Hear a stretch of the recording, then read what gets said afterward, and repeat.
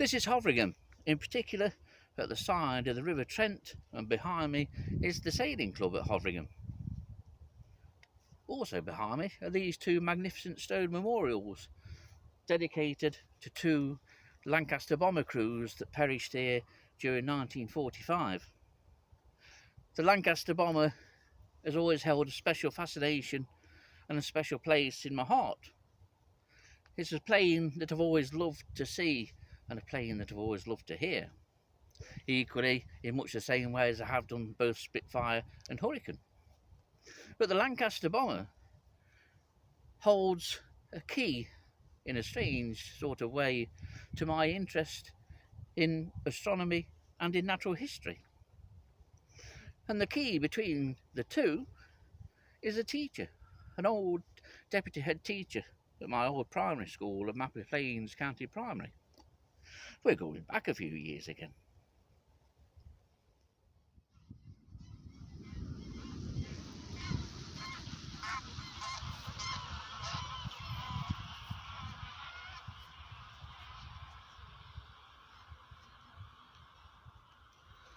I don't know how many thousand grey-lag geese are in amongst that lot that you can hear.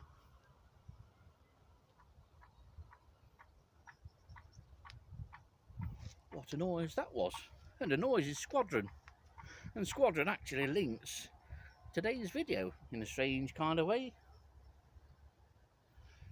Today's video features the one man from the education establishment that was probably key in developing and encouraging my interest in natural history and in astronomy. He was a navigator on the Lancaster bombers during World War II, and his name was Tom Morley. He was a family friend ultimately. Not only did he teach me from when I was about 5 or 6, he ended up drinking with me. That did come later. Over 50 years ago, my mother would have stood here and queued with all the mothers waiting to pick me up. This was my old school gate of my primary school, the long gone Mapley Plains County Primary. Sometimes I was dragged here kicking and screaming because I didn't want to go in, but I never enjoyed school. It didn't teach me what I wanted to know about. But if I was to find or think of one person that made a difference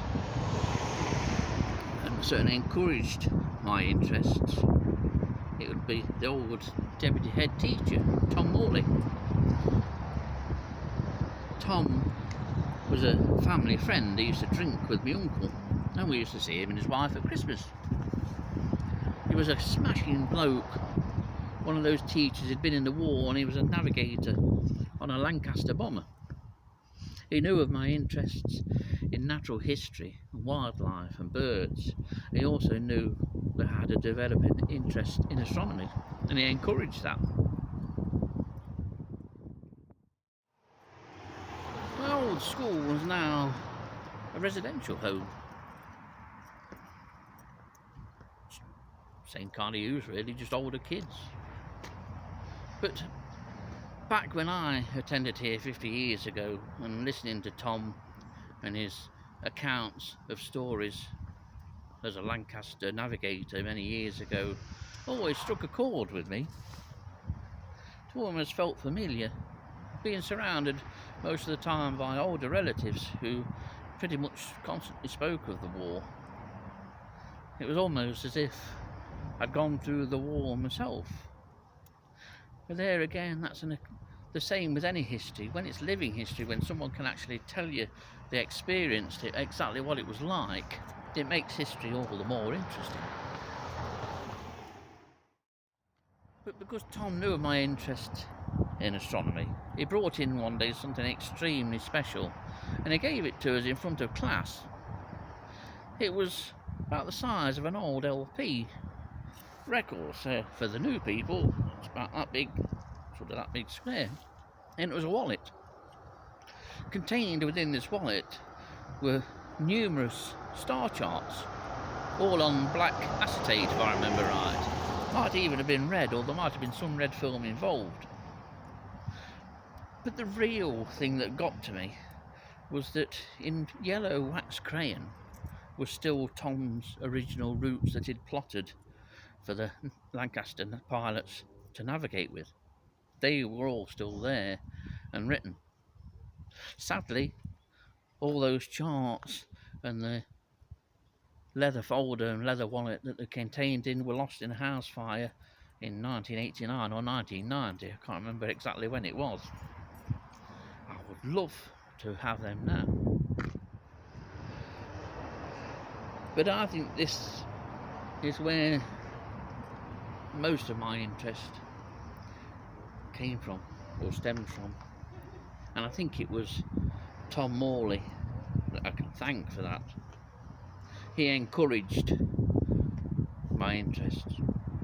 He never had a bad word to say about anybody. Rarely did he ever raise his voice to any pupil, and he certainly didn't to me.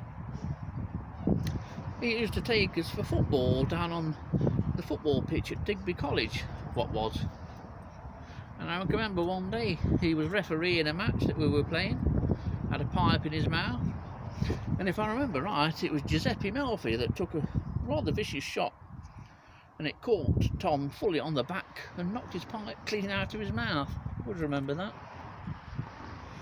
What would they say nowadays? A teacher smoking a pipe in front of the pupils? Heaven forbid. Oh dear, there'd be a strike, wouldn't there? Tom was one of those teachers, though, in how he captivated you, in how he described. He'd got a lovely voice. He'd got a lovely sort of mellow voice. Wasn't rough through smoking a pipe. He always smoked a pipe, but it was one of those soft sort of Valdunican type voices. And of course, when a teacher's got a lovely voice, they make you want to listen to him, and that's what Tom did. And I certainly listened. The more Tom spoke, the more I listened.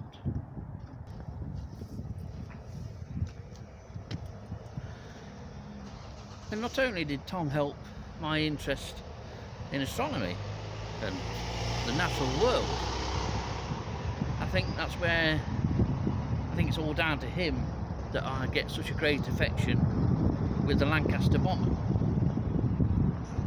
I didn't think I'd be able to incorporate the sound and sight of a Lancaster bomber into one of my videos. Today's the day I can.